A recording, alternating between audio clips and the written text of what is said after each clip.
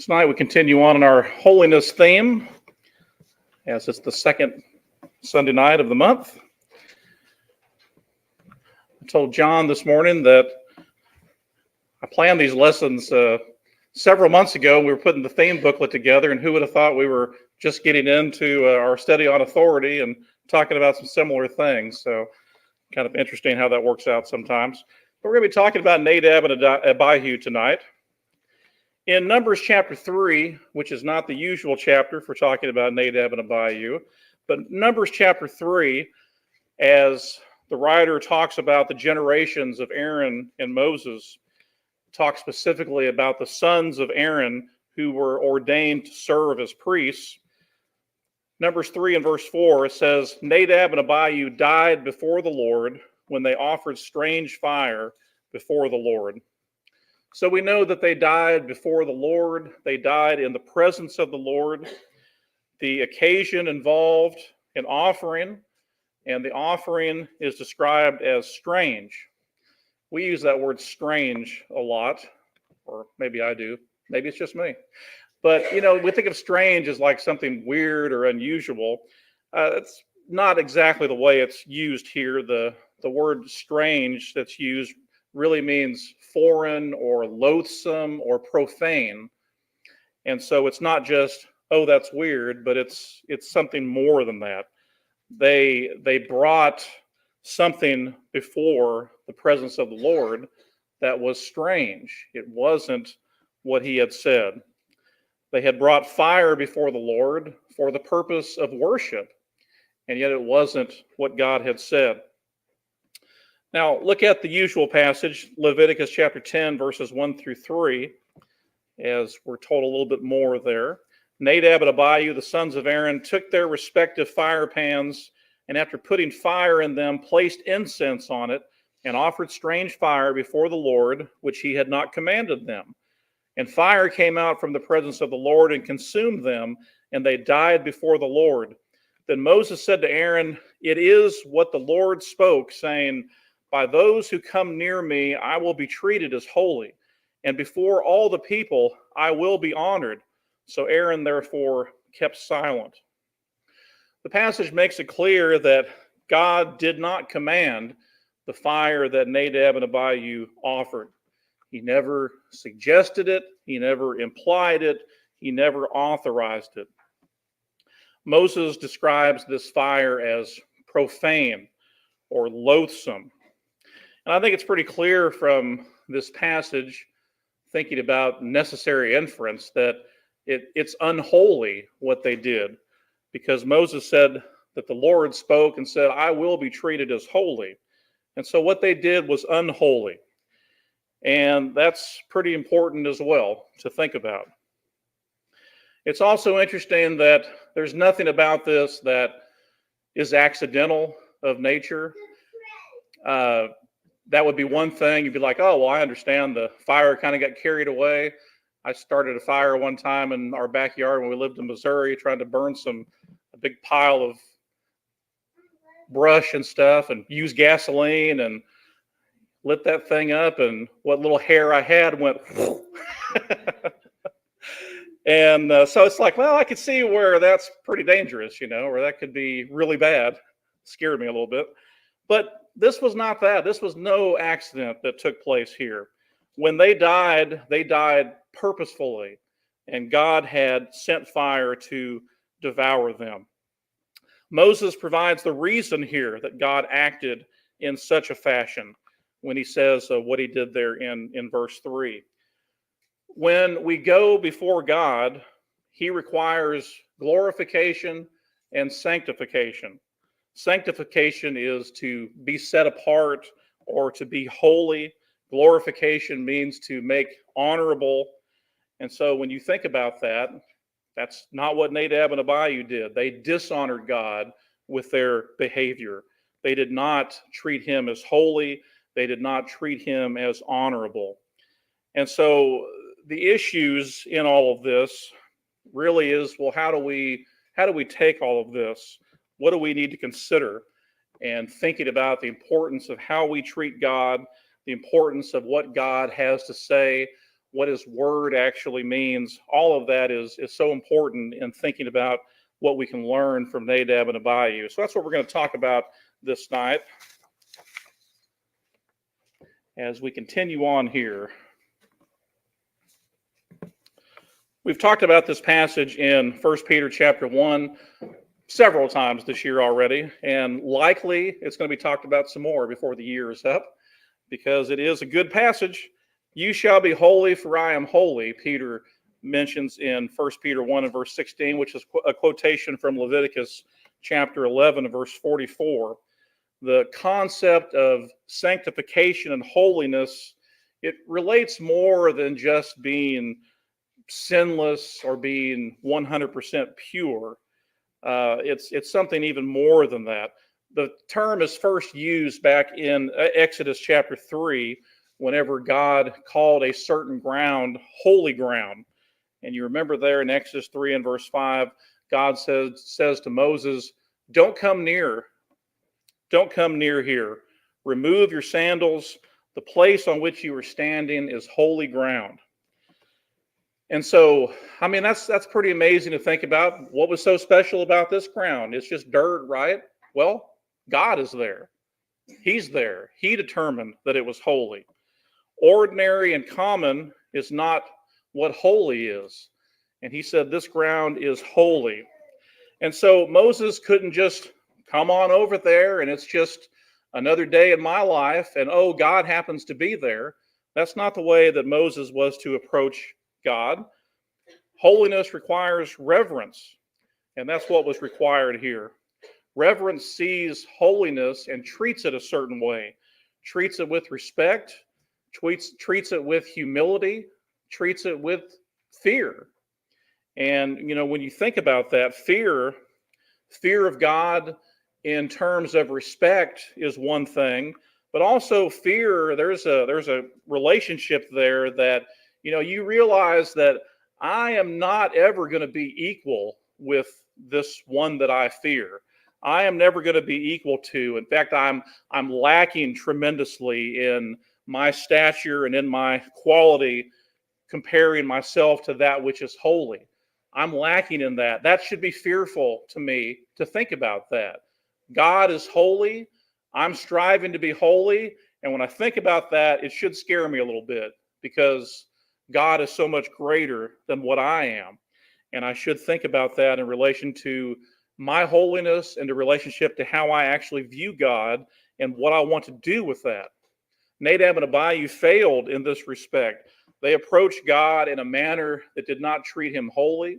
They approached in a manner that did not revere him. And essentially, they treated him as nothing more than common.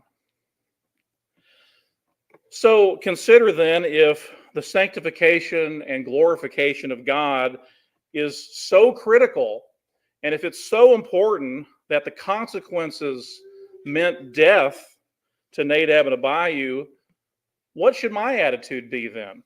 How ought I to approach God, or you, or anybody for that matter?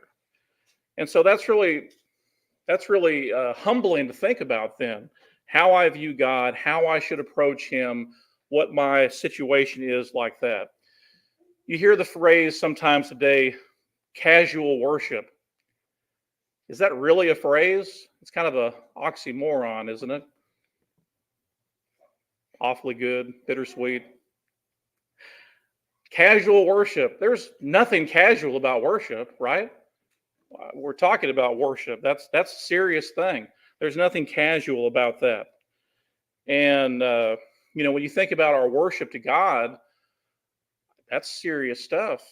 It should make me want to focus, make me want to think about what it is I'm doing. Probably not the time to catch up on my work for next week, or, be checking my messages and all of that while I'm supposed to be worshiping God. It should be something that I'm thinking about and focused on. I want to please God. I have a certain fear of who he is. I want to have that reverence and respect and have the humility to do what I'm supposed to do. But we're talking about God. That should invoke something in me as well. Just think again with Exodus chapter 3.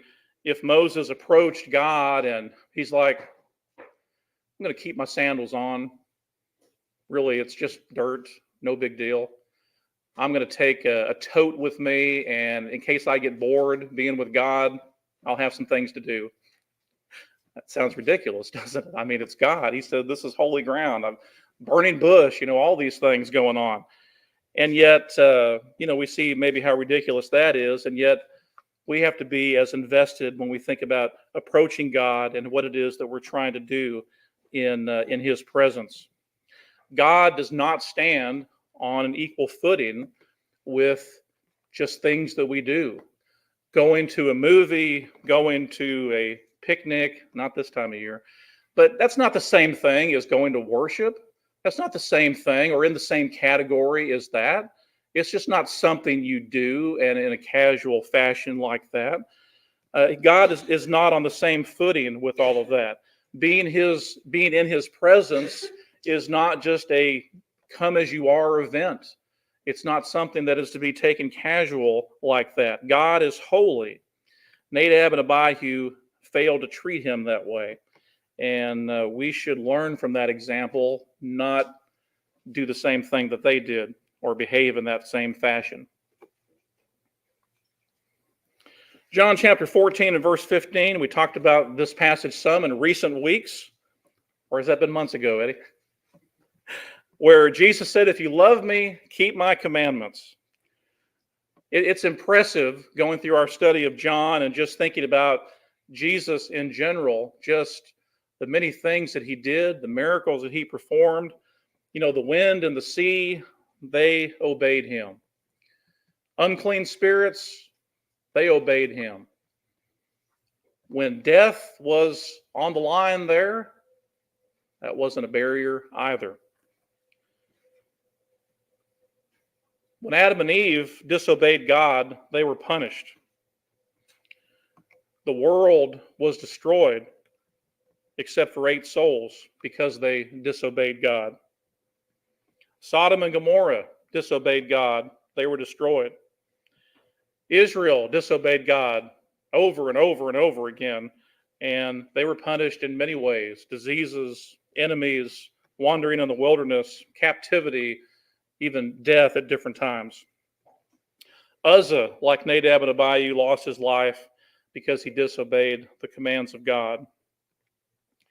Paul chastised Peter and the Christians there at Galatia because they had failed to observe the commands of God. They were being hypocritical in Galatians chapter 2. 2 Thessalonians chapter 1 verse 8, there's going to be destruction for those that do not know God and those that do not obey the gospel, while Jesus stands as the author of salvation to all those who obey Him. And so when we think about Jesus and all the things that he did on the earth, all of these forces of nature, all these great things obeyed Him, there was a lot of consequences for not following Him and not doing those things that God had said. And that's been the case all throughout history. But when you think about Jesus being the author of salvation to all those that obey Him, you think about the consequence of not following the Lord. Why would anybody disobey God? Why would anybody do those things? And yet, what do? We disobey God often. What did Nadab and Abihu do? They did exactly that. They disobeyed God. Plenty of people don't even think about much of what they're doing and really despise the commands of God because they don't look at it as being very serious. They don't look at it as being important. They look at it in terms of suggestions, basic guidelines, something bendable depending on the situation. In fact, if you want to follow God, often that's a cause of mockery and a cause of being shamed by others. People think along the lines of, I want to be a follower of Jesus, but I don't want to be a fanatic. I mean, come on, we don't want to do that. And that's kind of the same thing, right? Whenever the apostles stood before the Sanhedrin, they declared their obedience to God rather than to men. Why would you do that? Unless it was that important. unless it was so important that you're willing to put your life on the line for it. In view of Nadab and Abihu, they were there presenting worship to God. One might think that God would just be thrilled with the spiritual demonstration of the hearts of these men in worship. I'm so glad they want to do something.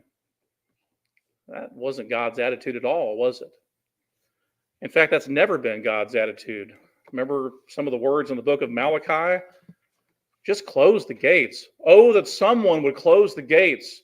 Stop burning this fire on my altar. Just don't do that. Don't even bother, because they weren't doing it as he commanded them.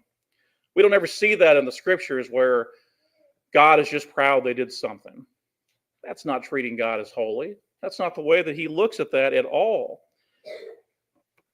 He rejected their worship because they failed at what he said. They failed to follow what he said. And in doing so, they didn't just make a little bit of a mistake. They were viewing that with contempt when their worship to God. It wasn't done in love for God. It was a demonstration of contempt. They disobeyed God. They treated him as unholy or profane or common. Paul said in Romans 15 and verse 4, whatever was written in former days was written for our instruction, that through endurance and through the encouragement of the scriptures, we might have hope. That's what I hope we can learn from some of these things tonight, that we can have hope. We can learn something from Nadab and Abihu.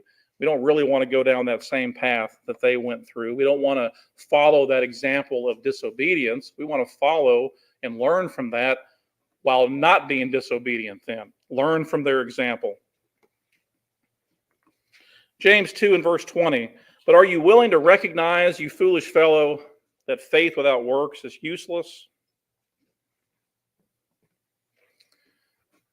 Plenty of people cook in the kitchen and have grease fires.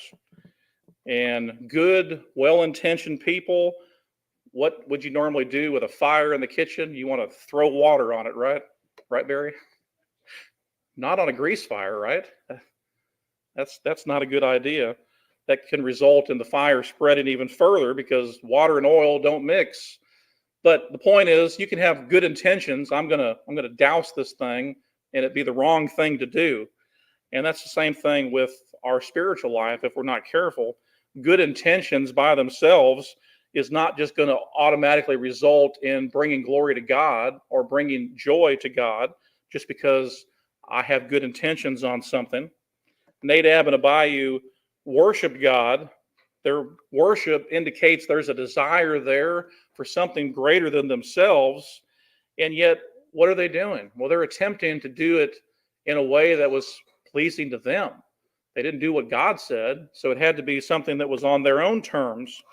And they kind of are like Cain in that regard. They presented an offering before God, but it wasn't by faith. They presented an offering to God, but it was on their own terms and not according to what God had said. The faith of those who worship God can't be guided by intention. It's dead. It's useless if it's just guided by intention and not by truth. God will be treated as holy. He will be obeyed, or it's not right. No amount of intent is going to cause God to smile down on our worship if it's not the action that is requested, if it's not the thing that he said to do. And that's a pretty hard lesson for man to learn, because what do we want to do? We always want to improve something. We always want to tweak something, make something a little bit better, try to maximize the effort, try to make it a little bit more convenient and such. It's not what God's asking us to do. He's just asking us to follow what he says. And people get themselves in plenty of trouble because they're not content with that. They want to do things that appeal to them, and they think, well, if I like it, well, surely God likes it. But that's not the case. God declared through the Apostle Paul that preaching the gospel saves. The gospel is the power of man into salvation.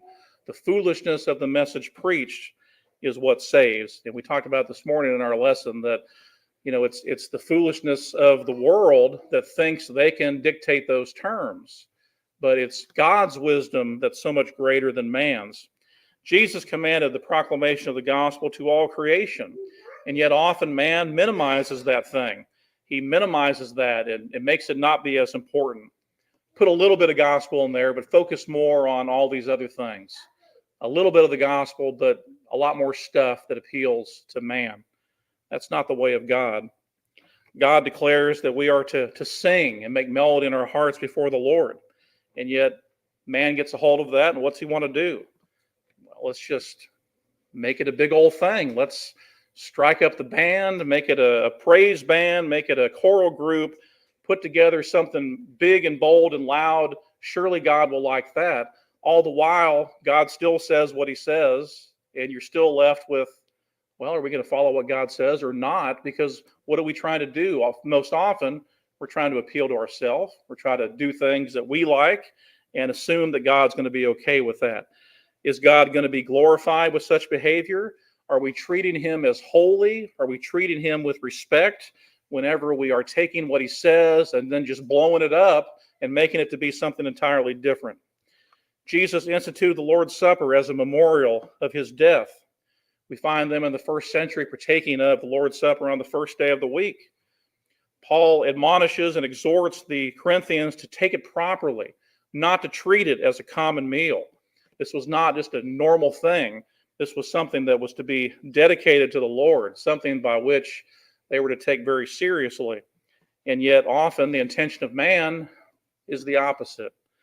He either doesn't take it on the first day of the week, or only takes it on special occasions, or takes it quarterly or bi-monthly or on certain days of the year. What does man try to do? They just try to make it different, make it better in their opinion. But that's not really going to result in God being glorified and God being treated as holy. All it is worship then according to my will and what I've determined is okay, and not according to what God has said. If Nadab and Abihu, guided by perhaps good intentions to worship God, if they could not worship him in a pleasing fashion by offering what they did, how can we expect we're going to make God happy today or please him if we're going to take what he says and change it? Take what he says and say, well, let's do something different. Let's make it bigger. Let's do something bold, something that will impress the world. It's not what we're asked to do, is it? We're asked to bring glory and honor to God. Paul exhorted the Christians regarding the scriptures that were written beforehand to learn from those things so we can worship God properly. We need to learn to treat God as holy, learn to follow what he says, not try to add to it, not try to take away from it, just follow what he says. We are only going to know what he says by looking at his word. We're only going to be treating him as holy if we're following his word. Anything else is just that. It's something else, and it's not what he's really saying. Don't worry so much about your intentions. Just worry about what the Lord says to do and follow those things. Follow the truth and be content with that, knowing that we're pleasing God. We're seeking to please him. It's not about me. It's not about you. It's not about what makes us happy. It's about pleasing him, worshiping him in spirit and in truth, bringing glory and honor to his name. Tonight, if we can help in any way, we'd like to do that. There's a lot of lessons we can learn from Nadab and Abihu, but certainly treating God as holy is so important. And we will do that ourselves if we follow his will, if we look and see what he says, not what the world says. Tonight, if you're not a Christian, it starts by becoming one, become a child of God by doing what he says, following what he says. And just as they did in the first century, they not only believed in Jesus as the Christ, they repented of their sins. They turned their back on the way that they used to live, turned their life towards Jesus, repented of their wrongdoing, confessed their faith in Jesus. I believe Jesus Christ is the Son of God. That's what we see them confessing. That's what they believed, and they weren't afraid to say so. And we see them being baptized in water for the forgiveness of their sins, not because they deserve salvation, not because they're earning it, but because that's what God said. And they put him on in baptism, and the Lord forgave them of their sins, added them to the church. And just as Jesus died and was buried and was raised from the dead, We die to sin, we're buried in the waters of baptism, and we're raised to walk in newness of life. And we're a new man, a new creation. That's what we have in Jesus Christ. That's treating him as holy because we're following what he said to do. Tonight, if we can help in any way, let it be known by coming forward. Together we stand and sing. Someday you'll stand at the bar on high. Someday your record you'll see.